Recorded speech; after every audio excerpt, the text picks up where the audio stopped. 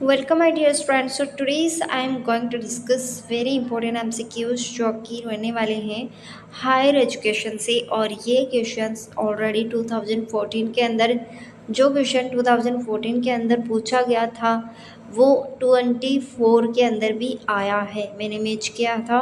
तो आपको यहाँ पर कम से कम 10 ईयर्स के तो आपको सॉल्वर पेपर सॉल्व करना ही करना है, अगर आपको यूजीसी नेट के साथ में जीआरएफ क्लियर करना है तो। So first of all, first question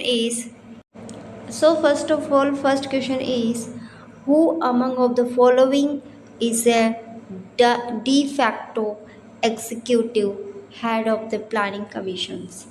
अब आप सभी जानते हो कि जब नीति आयोग नहीं आया था, ठीक है, नीति आयोग कब आया था 2015 के अंदर, और उससे पहले प्लानिंग कमीशन था, ठीक है। और हम पढ़ रहे हैं 2014 का पेपर, तो ऑब्वियसली यहाँ पे प्लानिंग कमीशन का क्वेश्चन बनेगा ही बनेगा। तो अब आपको यहाँ पे नीति आयोग के बारे में पढ़ना होगा, ठीक है ना। तो इसका यहाँ पे जो प्लानिंग कमीशन का जो डी फैक्टो जो हेड था वो कौन था, वो था यहाँ पर पर्सन था यहाँ पे डेप्यूटी चेयरमैन। ओके, कौन था? Deputy chairman. इसका राइट आंसर क्या होगा? Option number B. Next question, education as a subject legislature figure in the, so किस में हम बोला जाता है, तो वो बोला जाता है कॉन्करेंट लिस्ट में। ओके, इसको किस में रखा जाता है? कॉन्करेंट लिस्ट में फिगर रखा जाता है। Okay, next question, which of the following are the central universities. आपको जितनी भी सेंट्रल यूनिवर्सिटीज़ है उनका नेम आपको पता होना चाहिए, तो बताना है इन लिस्ट में से। अब ये वेरी वेरी इंपॉर्टेंट है, आफ्टर 10 ईयर्स के बाद में ये क्वेश्चन एज इट इज़ आ सकता है, तो आपको पढ़ना मस्ट भी है। ओके, तो यहाँ पे पोंडुचेरी यूनिवर्सिटी आ जाती है आपकी सेंट्रल यूनिवर्सिटी के अंदर। दूसरा है विश्व भारती यूनिवर्सिटी आ जाती है, और तीसरा है HNB घरवाल यूनिवर्सिटी। ओके, तो ये क्या है यहाँ पे, ये यूनिवर्सिटी यहाँ पे जो है सेंट्रल यूनिवर्सिटी में के अंदर आती है, ठीक है। अब आप यहाँ पे जो फर्स्ट क्वेश्चन था प्लानिंग कमीशन नीति आयोग, उससे रिलेटेड एक प्रोजेक्ट है 7E, ठीक है ना। तो यहाँ पे इसका डिटेलिंग आप देख लीजिए। यहाँ पे sustainable action for transforms human capital education was launched 2017 identity and build the 3 role model। so 3 role models यहाँ पे इसके लिए इसको लाया गया था, state for the education sector after the elaborate selection process, Jharkhand, Orissa, Madhya Pradesh where the chosen. The first phase जो था वो कंप्लीट हो चुका है मार्च 2020 के अंदर। तो इम्पोर्टेंट है आपके लिए पढ़ना। सो नेक्स्ट जो क्वेश्चन था वो यहाँ पे आप देख सकते हो, जो सेकंड क्वेश्चन था कि जो लेजिस्लेचर है वो बेसिकली डील्स करता है कंक्रीट लिस्ट में। Okay, federal aspect of this constitution of the list consist of the object common interest of both union the state, and both the parliament and state legislature can make laws the subject including the list has the 52 items which are given in the 7th schedule of this constitutions under the article 42 constitution, and an amendment was added in 1976. Education become a concrete list of the subject which is enable to government, central government of legislature manner structured। देखो यहाँ पे बोला गया है कि इसके अंदर article आता है 42, इसके अंदर इसको एडिट किया गया है, ठीक है। अब जो थर्ड क्वेश्चन था उसका यहाँ पे आप एक्सप्लेनेशन देख सकते हो कि जो थर्ड क्वेश्चन था वो था सेंट्रल यूनिवर्सिटी के बेस्ड पे। तो यहाँ पे इसको also known as a union universities form by an act of the parliament. यानी कि इसको और किस नाम से जाना जाता है, यूनियन यूनिवर्सिटी के नाम से जाना जाता है। As on August 15 2022 are there 54 central universities in India. But now आपको अभी 2025 में कितनी सेंट्रल यूनिवर्सिटीज़ है वो सर्च करके आपको जाना है। और यहाँ पे पौंडीचेरी यूनिवर्सिटी है, इसको इस्टेब्लिशमेंट किया गया था यहाँ पे एक्ट पार्लियामेंट एक्ट 1985 के थ्रू। और नेक्स्ट जो यूनिवर्सिटी है वो है विश्व भारती यूनिवर्सिटी, इसको यहाँ पे इस्टेब्लिशमेंट किया गया था। आप देख सकते हो जो है गुरु रविंद्रनाथ टैगोर जी। और यहाँ पे बोला गया है कि जो सेंट्रल यूनिवर्सिटी है उसको 1951 एक्ट है उसके अकॉर्डिंग इसको इनकॉर्पोरेट किया गया था। बट जो यूनिवर्सिटी है वो आई थी 1921 के अंदर। Prime minister chancellor of the universities के बने थे। सो नेक्स्ट जो यूनिवर्सिटी है HNB घरवाली यूनिवर्सिटी, इसको इस्टेब्लिश किया गया था 1973 में श्रीनगर उत्तराखंड।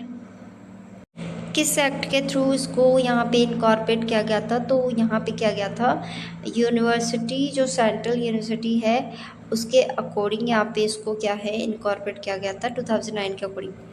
अब बात कर लेते हैं Kurukshetra university. The was established in 1956। 1956 को क्या है इस्टेब्लिशमेंट किया गया था इसका। और आप देख सकते हो यहाँ पे रेजिडेंस, अब ये क्या है यूनिटरी रेजिडेंस यूनिवर्सिटी है।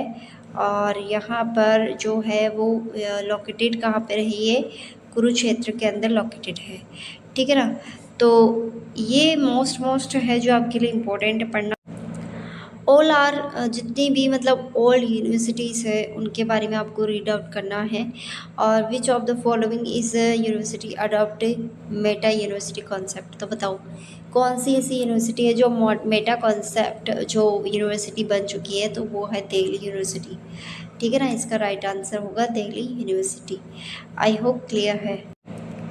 इस पे बेस्ड एक क्वेश्चन बना था रिसेंटली, तो मैं आपको बता देती हूँ कि क्वेश्चन मैंने करवाया हुआ है यूट्यूब पे, अगर आप सर्च करोगे तो आपको मिल जाएंगे, ठीक है ना, 24 के questions. So IP stand for the internet protocol is a unique address identified the device and internet of local network allow the system to be recognized by the other system and via internet protocol there was two primary types of the internet address format। अब देखो IP address होता है सभी को पता है, उसके 2 formats होते हैं, तो वो इसी का नाम दिया गया है, ठीक है IP। देखो मेरी तबीयत थोड़ी सी डाउन है इसलिए वीडियो टाइम पे नहीं आ पाया है। सो यहाँ पे मैं आपके लिए वीडियो फिर भी लेके आ रही हूँ। सो IPv4 और IPv6, ठीक है ना, ये जो है 2 टाइप्स है इसके फॉर्मेट्स है। अब इनके बारे में हम देख लेते हैं कि क्या है।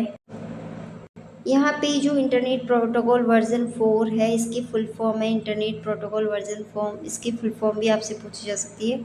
इसके अंदर 32 बिट्स आती है, कितनी आती है 32 बिट्स।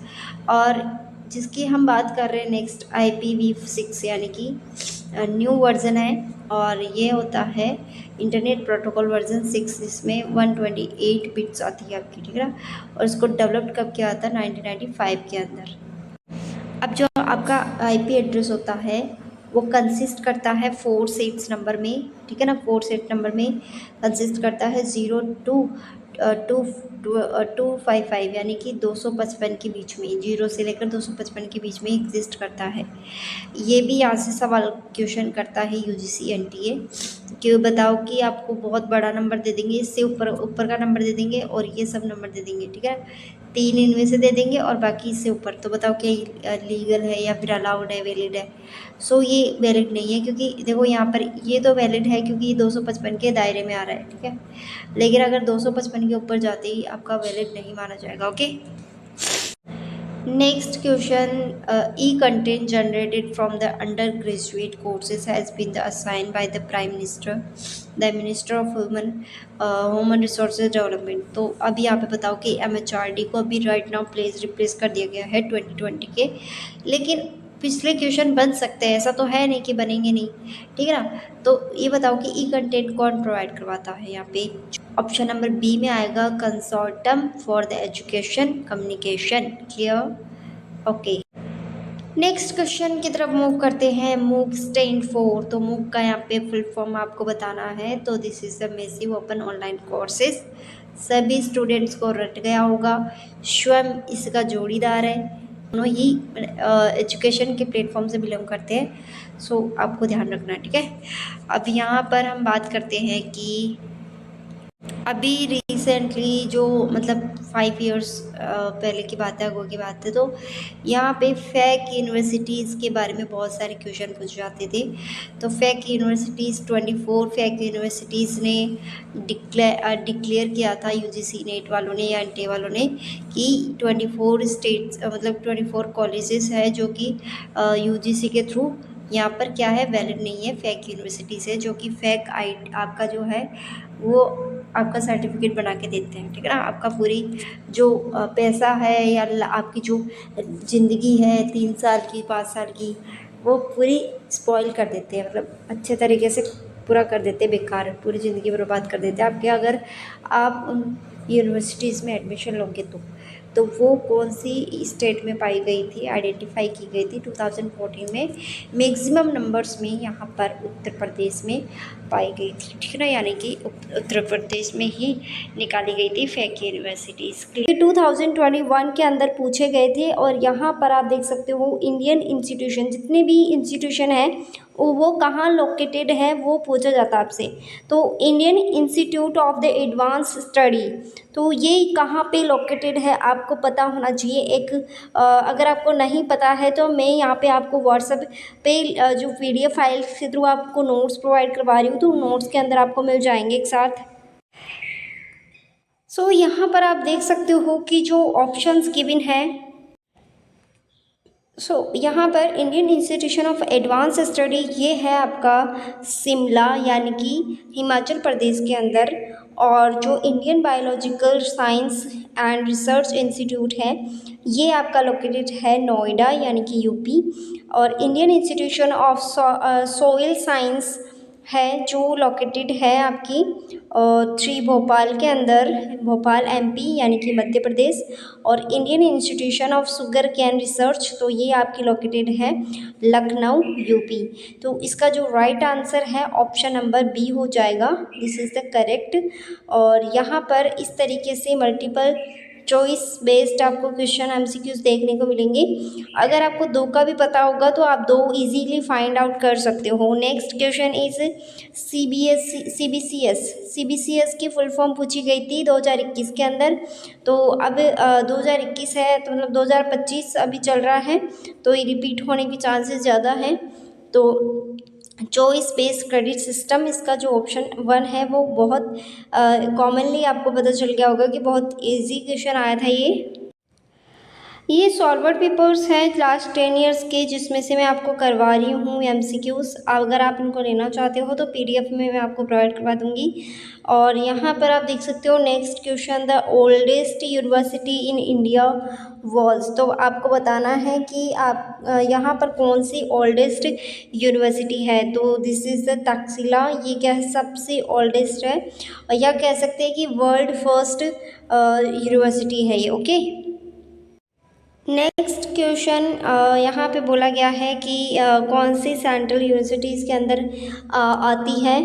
तो बताओ कि क्या क्या यहाँ पे कंडीशंस होनी चाहिए, मतलब कि इस्टेब्लिशमेंट बाय द UGC होना चाहिए, या फिर establishment by the act of the parliament होना चाहिए, या फिर यहाँ पे establishment by the department of education government of India होना चाहिए, या founded by the central government होना चाहिए, founded by the NITI Aayog होना चाहिए। तो ये 5 ऑप्शंस गिवन है। तो किसको हम किस क्राइटेरिया के अंदर सेंट्रल यूनिवर्सिटी का इस्टेब्लिशमेंट होता है, तो वो यहाँ पे पूछा गया है। तो इसका जो राइट आंसर है ऑप्शन नंबर C है, यानी कि बी और डी ओनली ऑन, ये दो ही क्या है करेक्ट स्टेटमेंट है, बाकी के रोंग है। अच्छे से पढ़ लेना, अच्छे से इसके जो नोट्स बना लेना इसके, और अगर नोट्स नहीं है आपके पास में तो आप मेरे से ले सकती हैं। अगर आप मेरे सब्सक्राइबर हैं तो मैं आपको देने वाली हूँ डिस्काउंट ऑफर। सो यहाँ पे establishment by the act of the parliament, first of all ये कंडीशन होना चाहिए। दूसरी condition founded by the central government होना चाहिए। ओके, आई होप कि क्लियर है। नेक्स्ट क्वेश्चन देखो, इस टाइप के क्वेश्चन ना और यूजीसी नेट एग्जामिनेशन में बहुत सारे आते हैं, मतलब कि मैच ऑफ द फॉलोइंग में, मतलब कि इनका जो क्राइटेरिया है वो 40% तक रहता है, जो मैच ऑफ द फॉलोइंग रहता है। सो आप देख सकते हो यहाँ पे कि lay down of standard of legal education, तो ये जाएगा 8 नंबर जाएगा 4th में, बीसीआई, ठीक है ना। अब आपको बीसीआई की फुल फॉर्म कमेंट में बताना है। Maintaining the quality of technical education, technical education को मेंटेन करने के लिए हमारे पास में AICTE है। 3rd नंबर पे स्टैंडर्ड ऑफ टीचिंग NCTE, और access of quality of affordable so NMC। So इनकी फुल फॉर्म अच्छे से रीड आउट कर लेना, बहुत बार पूछा गया है यूजीसी नेट एग्जामिनेशन में। इसका आंसर आएगा option number D. Okay, next question, which of the following the are central university. So आपको बताना है कि कौन सी सेंट्रल यूनिवर्सिटी के नेम यहाँ पे गिवन है, तो आपको कौन सी सेंट्रल यूनिवर्सिटी है ये आपको बताना है, ठीक है ना। तो यूनिवर्सिटीज़ के नेम गिवन है। सो फर्स्ट ऑफ ऑल है doctor Baba Saheb Ambedkar open university, Jamia Millia Islamia, और पंजाब यूनिवर्सिटी या पंजाबी यूनिवर्सिटी या यूनिवर्सिटी ऑफ मुंबई। तो देखो, ये दोनों कंफ्यूज करने के लिए दिया हुआ है। वैसे इसका राइट आंसर है बी और सी ओनली, यानी कि ऑप्शन नंबर बी। तो जामिया मिलिया इस्लामिया और पंजाब यूनिवर्सिटी दोनों क्या है, सेंट्रल यूनिवर्सिटी के अंदर आती है। सो ग्लोबल सिटीजनशिप एजुकेशन प्रमोट्स, ये ग्लोबल सिटीजन जो एजुकेशन है किसके द्वारा प्रमोट किया जाता है। यहाँ पे मैं इसका जो आंसर्स है वो बता देती हूँ। D option, more please peaceful tolerant inclusive secure and sustainable secure societies. Okay, तो ये कुछ क्वेश्चंस थे जिनके बेस पे आपको नोट्स बनाने हैं। इस टाइम पे ट्रेंडिंग में क्या चल रहा है, यूजीसी नेट किस टाइप के एग्जामिनेशन में क्वेश्चन पूछ रहे हैं, इस टाइप से आपको नोट्स बनाने हैं। अगर आपका नोट्स बनाने का टाइम नहीं है तो मैं बहुत ही लो प्राइस में, सबसे लो प्राइस में मैं ही आपको यहाँ पे प्रोवाइड करवा रही हूँ नोट्स। अगर आपको लेना चाहते हो तो आप मुझे व्हाट्सएप मैसेज कर सकते हैं।